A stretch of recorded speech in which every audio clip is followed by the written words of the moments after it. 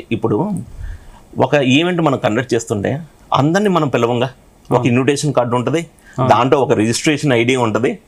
మరి ఒక పెద్ద నెట్వర్క్, గ్లోబల్ నెట్వర్క్ అందరినీ వాళ్ళ నెట్వర్క్లోకి ఇన్వైట్ చేయలేరు. దానికంటూ ఒక కొలమానం ఉంటుంది. ఆ కొలమానం ఏంటంటే ఇక్కడ ఈ యాప్లో ఫేస్ వెరిఫికేషన్ అనమాట. అంటే వీళ్ళ కాన్సెప్ట్కి హ్యూమన్స్ని రోబోట్స్ని డివైడ్ చేయాలి. మరి దానికి తప్పకుండా ఈ ఫేస్ వెరిఫికేషన్ అనేది కంపల్సరీ. మరి ఫేస్ వెరిఫికేషన్ చేసే నార్మల్ టెక్నాలజీతో కాదు, NIST approved US governments agency అనమాట. సో అందుకనే ఈ యాప్కి నాకైతే చాలా ఫ్యూచర్ ఉంది అనిపిస్తుంది. మీరు కూడా రీసెర్చ్ చేసి ఇంకా దీని గురించి ఫుల్ డీటెయిల్స్ కావాలంటే పిన్నుడ్ కమెంట్స్ ఉంటాయండి.